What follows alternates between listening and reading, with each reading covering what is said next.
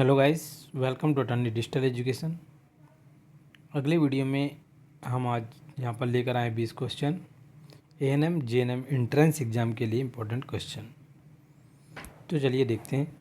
पहला प्रश्न देखिए यहाँ पर, हेपेटाइटिस बी निम्नलिखित में से किसके कारण होने वाला संक्रामक रोग है जो यकृत को प्रभावित करता है। ठीक है, हमें बताना है हेपेटाइटिस बी निम्न में से कौन सा कारण है जिससे यह रोग होता है।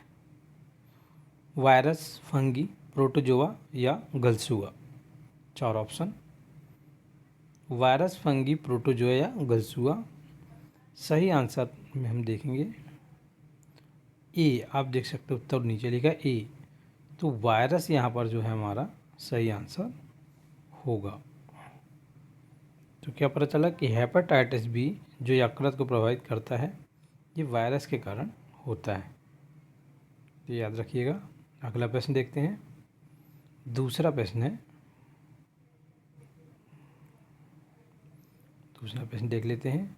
निम्नलिखित में से कौन सा रोग विटामिन सी की कमी के कारण हो सकता है। रिकेटस, रेबीज, यकृत शोथ या हेपेटाइटिस या स्कर्वी। तो इसका जो सही आंसर है, तो हमें पता करना है कि विटामिन सी की कमी के कारण कौन सा रोग, तो डी। और ये हम स्कूल में भी पढ़ चुके हैं। स्कर्वी रोग होता है विटामिन सी की कमी के कारण। विटामिन के क्वेश्चन अक्सर पूछे जाते हैं। अगला प्रश्न देखते हैं। तीसरा प्रश्न, निम्नलिखित में से किसमें विटामिन सी की मात्रा सबसे अधिक होती है। शिमला मिर्च, टमाटर, अंगूर, नींबू। इनमें से हमें बताना है 4 ऑप्शन में विटामिन सी की मात्रा इन चारों में से सबसे अधिक किस में होती है। तो आपका जो आंसर होगा वह है डी, नींबू में। नींबू में सबसे अधिक विटामिन सी पाया जाता है, तो नींबू आपका राइट आंसर होगा। अगला प्रश्न देखेंगे। चौथा प्रश्न जो बहुत ही इम्पोर्टेंट क्वेश्चन देखिए, एस्कॉर्बिक एसिड का लोकप्रिय नाम क्या है। एस्कॉर्बिक एसिड का लोकप्रिय नाम बताना है। विटामिन B12, विटामिन ए या विटामिन सी। तो एस्कॉर्बिक एसिड का जो लोकप्रिय नाम है वह विटामिन सी। डी नंबर का जो आंसर है वह हमारा सही होगा, विटामिन सी। 5वां प्रश्न देखते हैं।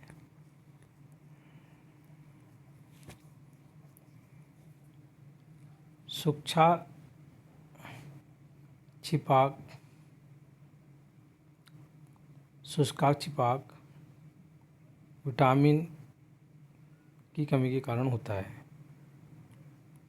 यह क्वेश्चन है। यह जो रोग है शुष्काक छिपाक किस विटामिन के कारण कमी के कारण होता है। तो इसका जो सही आंसर है वह है 5वें का। 5वां जो प्रश्न है इसका सही आंसर है ए। विटामिन ए की कमी के कारण यह रोग होता है।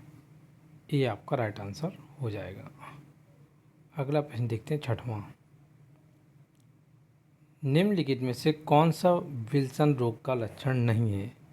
विल्सन रोग का लक्षण नहीं है बताना है।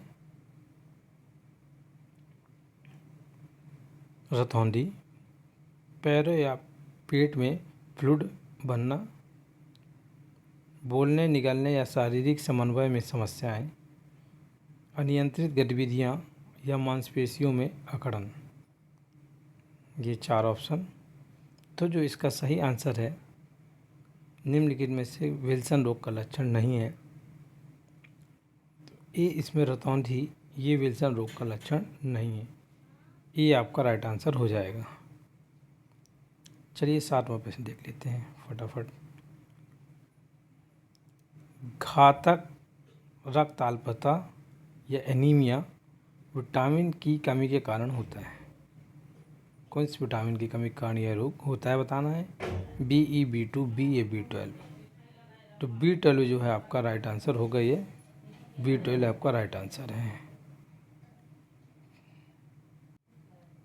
रतौंधी किसकी कमी के कारण होता है। विटामिन B, D, A और C। 4 ऑप्शन। तो रतौंधी हमें बताना है किस विटामिन की कमी के कारण होता है। ऑप्शन आपका बी सही होगा।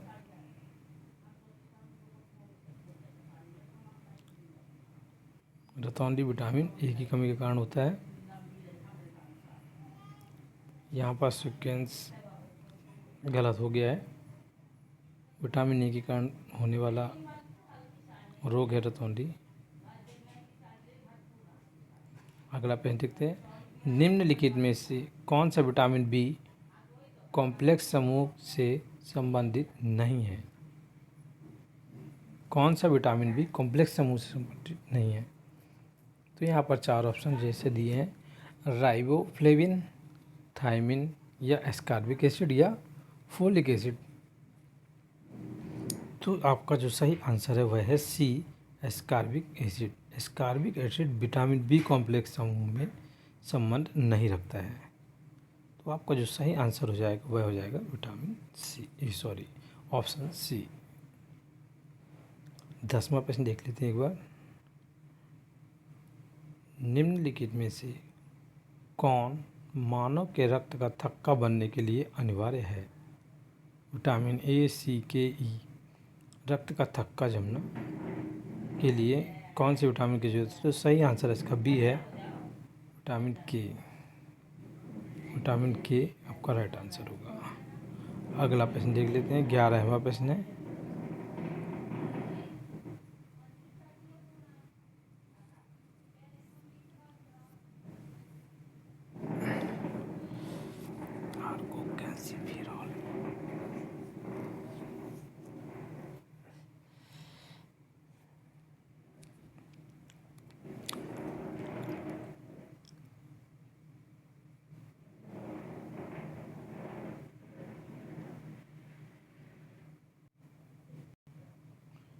गियर 11वां प्रश्न। निम्नलिखित में से किस विटामिन को आर्गो कैल्सीफेरॉल कहते हैं? विटामिन D2, D3, B12 या BE। तो आपका जो राइट आंसर होगा वह होगा D2। ये ऑप्शन आपका सही होगा। आप देख सकते हैं विटामिन D2 को आर्गो कैल्सीफेरॉल कहा जाता है। ठीक है, तो आपका जो सही आंसर हो जाएगा वह होगा ए। नेक्स्ट वन 12वां प्रश्न देख लेते हैं। यदि एक व्यक्ति रिकेटस से पीड़ित है तो व्यक्ति में खालिस्तान की कमी है। विटामिन के, डी, ए या बी। 4 विटामिन के नाम। तो रिकेटस जो रोग है वह है बी ऑप्शन, जो डी की कमी से विटामिन के कारण होता है। तो विटामिन डी रिकेटस के लिए जिम्मेदार है। अगला प्रश्न देखते हैं। 13वां। मानव आहार में पॉलिश किए हुए चावल के उपयोग में से निम्नलिखित हो जाता है। पॉलिश किए हुए जो चावल आजकल मार्केट में आ रहा है उसके कारण किस रोग के होने की शंका रहती है? सूखा रोग, घेंघा रोग, रक्त अल्पता, बेरी बेरी। सही आंसर है आपका डी, बेरी बेरी रोग। बेरी बेरी रोग होने की संभावना बनी रहती है। 14वां प्रश्न देख लेते हैं। कौन सी बीमारी दिल से संबंधित नहीं है? 4 जो है यहाँ पर दी हुई है, इसमें हमको पता करना है कि इनमें से दिल से संबंध न रखने वाली बीमारी कौन सी। 4 ऑप्शन है यहाँ पर। एन्यूरिज्म, कार्डियोमायोपैथी, डिप्थीरिया और यहाँ पर मायोकार्डियल रप्चर।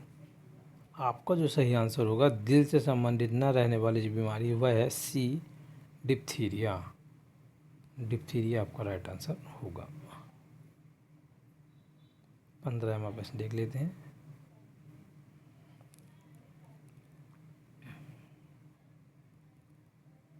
निम्नलिखित में से कौन सा रोग एक व्यक्ति के दूसरे व्यक्ति के किस अंग को प्रभावित व्यक्ति में संक्रमित नहीं होता है? इनमें से कौन सा ऐसा रोग है जो एक व्यक्ति से दूसरे व्यक्ति के अंग में प्रभावित व्यक्ति को संक्रमित नहीं होता है? एड्स, सिफिलिस, हेपेटाइटिस बी या सिरोसिस। आपका जो सही आंसर होगा वह होगा डी, सिरोसिस। सिरोसिस आपका राइट आंसर होगा। 16वां प्रश्न देखेंगे।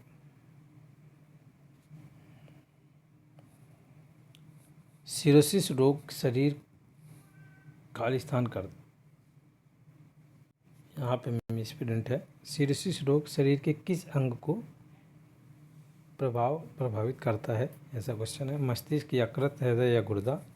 सही आंसर है आपका यकृत ही होगा, देख सकते हैं बी आपका राइट आंसर है।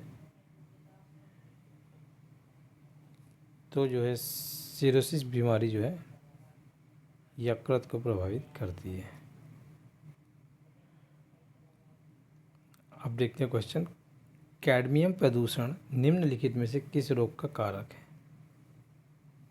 कैडमियम प्रदूषण के कारण कौन सा रोग होता है। मिनामाटा, इटाई, फोलियोरोसिस या ब्लू बेबी सिंड्रोम। तो जो सही आंसर है वह बी है, इटाई। यह एक रोग का नाम है, इटाई। अगला प्रश्न देख लेते हैं, कौन सा प्रदूषण नॉकनी सिंड्रोम के लिए उत्तरदायी है। कौन सा प्रदूषण नॉकनी सिंड्रोम के लिए उत्तरदायी है। फ्लोराइड, आर्सेनिक, मर्क्यूरी या पारा या कैडमियम। तो यहाँ पर जो सही आंसर है ए, फ्लोराइड प्रदूषण नॉकनी सिंड्रोम के लिए उत्तरदायी है। तो आपका जो सही आंसर हो जाएगा वह ए होगा। अब अगला देखते हैं 19वां, प्रोगेरिया ग्रस्त लोगों का सबसे स्पष्ट प्रमुख लक्ष्य क्या है। शरीर पर अधिक बाल, समयानुपूर्ति संक्रमण के प्रति कम रोधक क्षमता, जरण की अपेक्षाकृत तेज दर, अनुवर्तता से पीड़ित।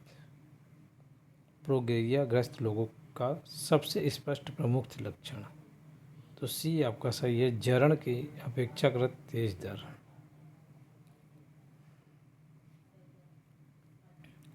नेक्स्ट और लास्ट क्वेश्चन इस वीडियो का देखते हैं हम,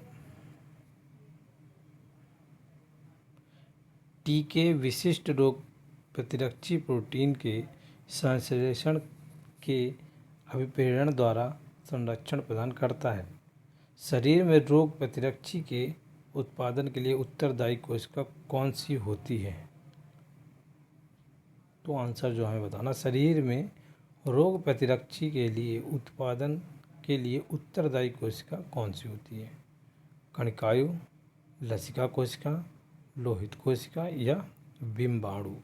तो आपको जो सही आंसर है बी, लसिका कोशिका सही आंसर होगा। तो ये 20 क्वेश्चन बहुत इंपॉर्टेंट। मिलते हैं इसी प्रकार अगले वीडियो में। धन्यवाद।